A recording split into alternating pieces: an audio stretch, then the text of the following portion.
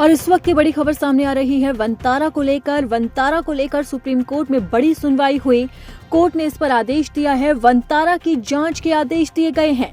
जांच के लिए एसआईटी बनाई गई है। गुजरात के वनतारा वाइल्ड लाइफ रेस्क्यू और रिहेबिलिटेशन सेंटर में कैद हाथियों को लेकर सुनवाई हुई।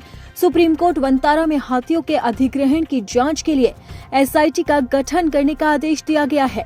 एसआईटी को 12 सितंबर तक रिपोर्ट सौंपने का निर्देश दिया गया। दरअसल सीआर जया सुकीर एक फाउंडेशन है। उसने वनतारा वाइल्ड लाइफ रेस्क्यू और रिहेबिलिटेशन सेंटर में कैद हाथियों की वापसी को लेकर सुप्रीम कोर्ट में याचिका दायर की थी। याचिका में मांग की गई है कि एक मॉनिटरिंग कमेटी बनाई जाए जो वनतारा में रखे गए कैद हाथियों को उनके असली मालिकों को वापस दिलाए और वहां मौजूद सभी जंगली जानवरों और पक्षियों को जंगल में छोड़ दिया जाए। इसी के साथ ही याचिकाकर्ता ने बड़ा आरोप भी लगाया और कहा कि इन जानवरों और पक्षियों में कुछ राष्ट्रीय और अंतर्राष्ट्रीय स्तर पर लुप्त प्राय प्रजातियां हैं जिन्हें गुजरात में वनतारा में लाने के लिए अवैध तरीके अपनाए गए।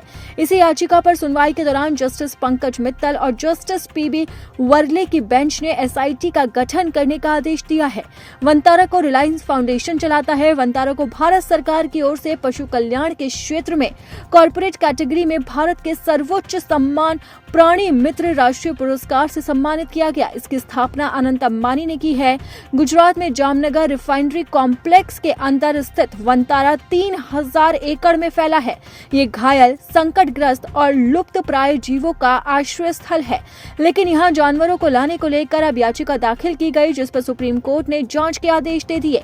सुप्रीम कोर्ट ने कहा कि एसआईटी का नेतृत्व सुप्रीम कोर्ट के पूर्व न्यायाधीश जे चिलमलेश्वर करेंगे। इसी के साथ ही टीम में उत्तराखंड और तेलंगाना हाईकोर्ट के पूर्व मुख्य न्यायाधीश राघवेंद्र चौहान, आईपीएस और मुंबई के पूर्व पुलिस आयुक्त हेमंत और आईआरएस अनीश गुप्ता को शामिल किया गया। पीठ ने कहा कि एसआईटी भारत और विदेश से पशुओं, खासकर हाथियों के अधिग्रहण में वन्य जीव संरक्षण अधिनियम और अन्य कानूनों के प्रावधानों के अनुपालन की जांच करेगी। यानी कि वनतारा में जानवर कहां से और कैसे लाए जाते हैं, इस पर एसआईटी जांच करेगी।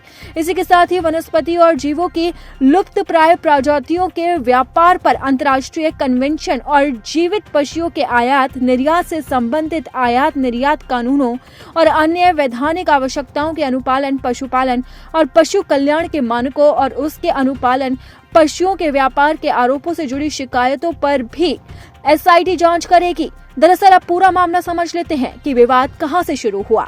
कोल्हापुर के नंदड़ी गांव के जैन भट्टारक पट्टाचार्य महास्वामी संस्थान मठ में माधुरी नाम की हथनी को साल 1992 में लाया गया था। ये यहाँ पर 32 साल से रह रही थी, लेकिन पेटा इंडिया की ओर से हथनी की सेहत, गठिया और मानसिक तनाव को लेकर चिंताएं जताई गई और कोर्ट में याचिका भी दाखिल की गई। इस पर 16 जुलाई को बॉम्बे हाईकोर्ट ने आदेश दिया कि हथनी माधुरी को वनतारा में शिफ्ट किया जाए। माधुरी को वनतारा शिफ्ट किए जाने पर कोल्हापुर में बड़े पैमाने पर विरोध प्रदर्शन हुआ और इसके बाद से वनतारा चर्चाओं में आ गया और अब वनतारा में हाथियों के रखरखाव को लेकर याचिका दाखिल की गई, जिस पर सुप्रीम कोर्ट ने बड़ा आदेश दिया है।